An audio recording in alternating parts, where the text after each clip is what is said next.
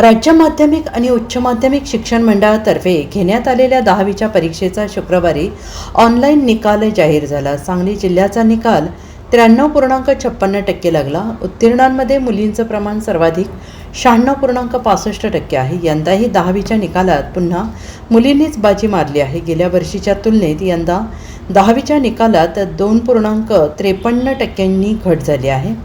कोल्हापूर विभागात जिल्ह्याने 3रा क्रमांक पटकावला आहे. जिल्ह्यात राबवलेल्या कॉपीमुक्त अभियानाचा परिणाम निकालात दिसून आला आहे. कोल्हापूर विभागाचा निकाल 95.47% लागलेला आहे. जिल्ह्याचा निकाल सर्वाधिक 96.67% लागलेला आहे. सातारा जिल्ह्याने 2रा क्रमांक पटकावला आहे आणि या जिल्ह्याची टक्केवारी 95.71% आहे. सांगलीचा निकाल 93.56% आहे. त्यांनी 3रं स्थान मिळवलेलं आहे. गेल्या वर्षी 96.9% निकाल लागला होता. यंदा 2.53% घट झाली आहे. केवळ 2,476 विद्यार्थी अनुत्तीर्ण. जिल्ह्यात माध्यमिकच्या 701 शाळा आहेत आणि या शाळेतील 38,775 विद्यार्थ्यांनी परीक्षेचा फॉर्म भरला होता. यापैकी 38,493 विद्यार्थी परीक्षेसाठी बसले होते. यापैकी 36,017 जण उत्तीर्ण झाले. केवळ 2,476 विद्यार्थी अनुत्तीर्ण झाले. उत्तीर्णमध्ये मुलींचं प्रमाण हे 96.65% आहे. गेल्या आठवड्यात 12वीच्या निकालात मुलींनी बाजी मारली होती. 10वीच्या निकालातही मुलींचीच आघाडी आहे.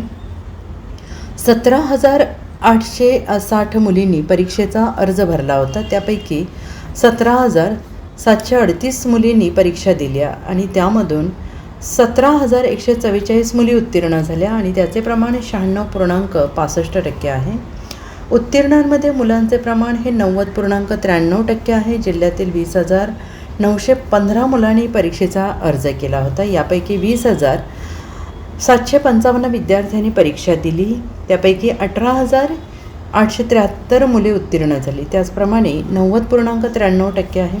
त्याचे प्रमाण मुलांपेक्षा मुलींच्या उत्तीर्णाचे प्रमाण हे 5.72% जास्त आहे. रिपीटर उत्तीर्णांचे प्रमाण हे 18.93% आहे. जिल्ह्यात रिपीटर विद्यार्थ्यांची संख्या ही 558 होती. त्यापैकी 544 विद्यार्थ्यांनी परीक्षा दिली. त्यातील 103 विद्यार्थी उत्तीर्ण झाले. 441 जण नापास झाले. उत्तीर्ण होण्याची टक्केवारी केवळ 18.93% आहे.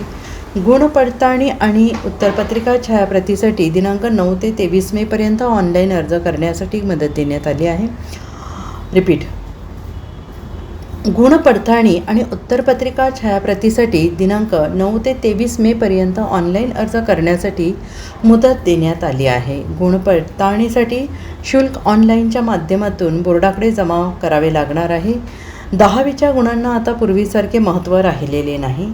गुणवत्ता यादी जाहीर केली जात नाही. आज निकाल जाहीर झाल्यानंतर अपेक्षेपेक्षा चांगले गुण मिळालेल्या विद्यार्थी आणि पालकांनी आनंद साजरा केला. दुसऱ्या बाजूला अपेक्षेपेक्षा कमी गुण मिळालेल्यांमध्ये नाराजी दिसून आली. Bureau report, SPN Marathi, Sangli.